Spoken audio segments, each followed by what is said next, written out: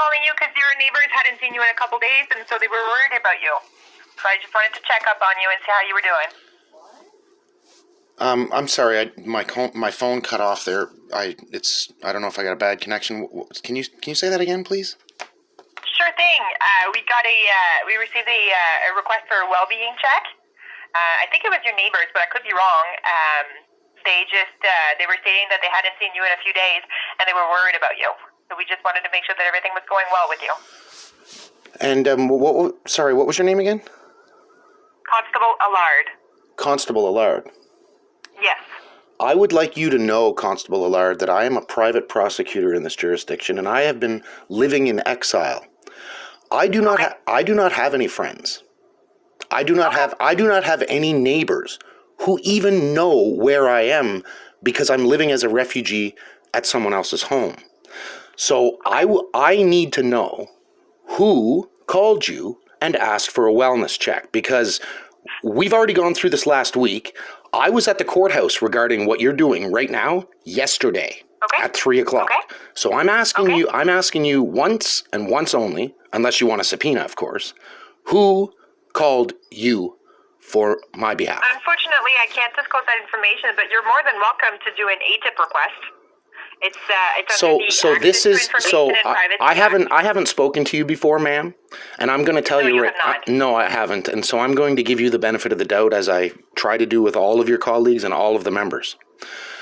You work for Section J, do you not? I work in GD, yes, I do. Yeah, so everyone in that division knows exactly who I am, including ex-Commander Tremblay.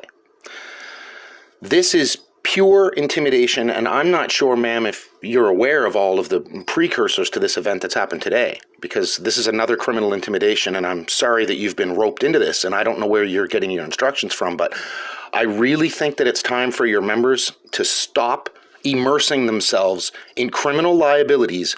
Go to your supervisor and tell him this needs to cease and desist. Do you understand what I'm saying to you, ma'am? I understand, but like I said, all I'm doing is checking up on you. As long as you're fine. I don't know if you're aware of this either. All right.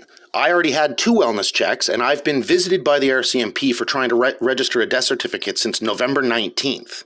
Now, wellness check is the new word for, what we used to call swatting. All right.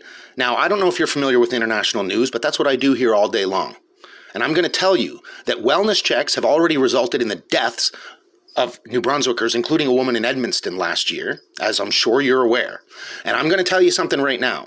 The world is perfectly aware that when someone declares a wellness check, that you have authorities and powers that you don't normally have. And I'm going to explain something to you right now. The abuse of the mechanisms of our processes of law and of public service delivery mechanisms. Like, I used to be a writer and a beekeeper.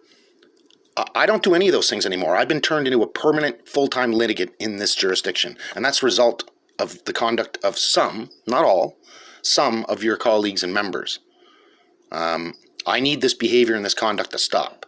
So what is it going to take for us to get this to stop? Do we need a judge's order? What do we need here?